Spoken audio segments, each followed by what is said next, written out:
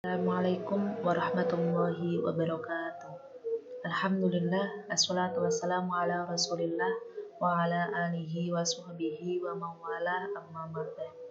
Yang saya hormati Profesor Dr. Asfawidianto dan tak lupa kepada teman-teman semua yang saya banggakan. Di sini saya akan memaparkan sedikit tentang artikel yang bertema A Private Matter, Religious Education and Democracy in Indonesia and Israel. Apakah masalah pribadi antara pendidikan agama dan demokrasi di Indonesia dan Israel? Artikel ini diambil dari British Journal of Religious Education pada tahun 2016, volume 38, nomor 3, halaman 279 sampai 307, yang ditulis oleh Mirjam Gunklair dan Hannah Litter.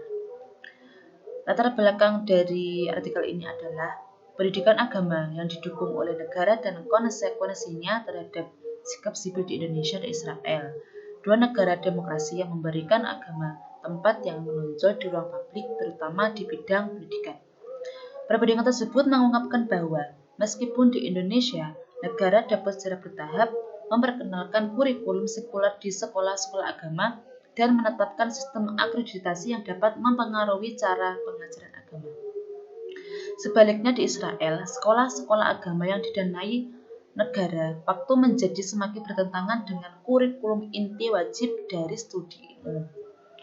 Perbandingan lebih lanjut menunjukkan bahwa di Indonesia dimasukkannya kurikulum sekuler di sekolah-sekolah agama pada tahun 1970-an harus dilihat sebagai salah satu faktor yang mendorong produksi dan penyebaran pendekatan rasionalis terhadap agama dan membawa para aktor agama ke dalam jalur demokratisasi. Sementara di kurikulum sekuler dari sekolah agama Israel telah merusak komitmen sipil di antara warga Yahudi ultra-ortodoks, dengan demikian dapat melemahkan demokrasi Israel. Oleh karena itu, pemaparan terhadap nilai-nilai pluralistik dianggap sebagai elemen inti dari pendidikan publik. Akibatnya, sebagian besar pendidikan publik secara nominal sekuler. Para ahli teori seperti Edward Bokenford berpendapat bahwa pengajaran agama dapat berkontribusi dalam jangka panjang pada kohesi sosial yang menjaga masyarakat demokratis bersama. Sementara masalah relokasi negara tentang pendidikan agama telah dibahas dari berbagai perspektif normatif, hukum, dan pedagogis. Yang paling penting untuk penelitian ini adalah keduanya termasuk dalam lingkaran demokrasi langka yang tidak mengidentifikasi diri mereka sebagai negara sekuler, tetapi memberi agama tempat yang menonjol dalam kehidupan publik, khususnya dalam bidang pendidikan. Poin yang pertama ada pendidikan dan keterlibatan sipil.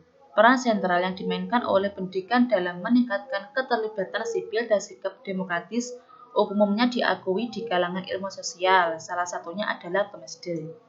Thomas D. berpendapat bahwa pendidikan adalah komponen yang penting dari masyarakat demokratis yang stabil karena mendorong warga untuk berpartisipasi dalam proses demokrasi dan mempersiapkan mereka untuk melakukannya dengan cara yang terinformasi dan cerdas. Sedangkan Emil Durkheim berpendapat bahwa pendidikan mengajarkan siswa bagaimana seseorang harus bertindak atas nama kepentingan kolektif. Pendidikan diyakini memainkan peran publik yang penting dengan secara langsung menanamkan siswa dengan nilai-nilai demokratis dan pluralistik fundamental. Poin yang kedua ada tempat agama dalam kehidupan publik.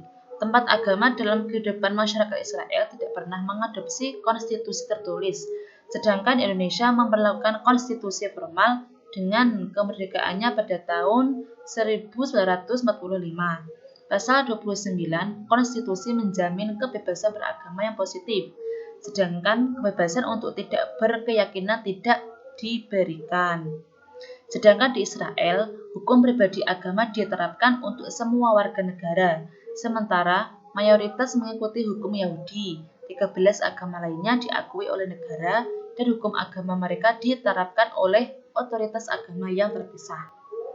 Poin yang kedua ada pendidikan dasar dan menengah.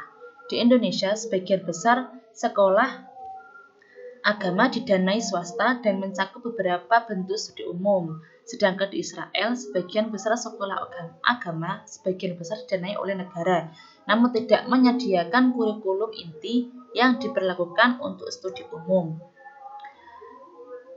Poin yang selanjutnya ada sikap terhadap demokrasi. Sikap terhadap demokrasi secara umum, 77% setuju bahwa demokrasi adalah bentuk pemerintahan terbaik dan 94% berpendapat bahwa semua orang harus memiliki hak yang sama di Indonesia. Robert Hefner yang melakukan survei pada tahun 2006 tentang sikap di kalangan guru pesantren menemukan bahwa 85,9% menganggap demokrasi dibandingkan dengan bentuk pemerintah lainnya sebagai bentuk pemerintahan terbaik untuk negara seperti Indonesia. Kesimpulannya, pemisahan yang tegas antara sekolah agama dan sekolah sekuler di Israel sangat kontras dengan integrasi Indonesia antara pelajaran agama dan umum di sekolah swasta dan umum. Akibatnya, Indonesia saat ini menampilkan mobilitas sosial yang tinggi antara sektor agama dan sekuler dalam masyarakat dan profesi. Integrasi kajian agama dan studi umum dipandang sebagai salah satu faktor sentral yang secara tidak langsung berkontribusi pada proses demokrasi dalam memajukan kohesi sosial, model sosial, dan lain sebagainya.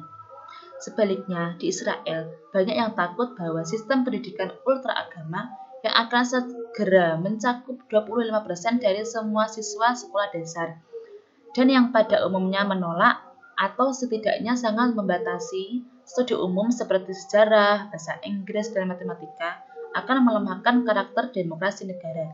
Mekanisme utama dalam kegagalan negara untuk membentuk generasi masa depan warga negara Israel adalah kurangnya pengawasan negara atas sekolah agama tingkat dasar, menengah, maupun perguruan tinggi.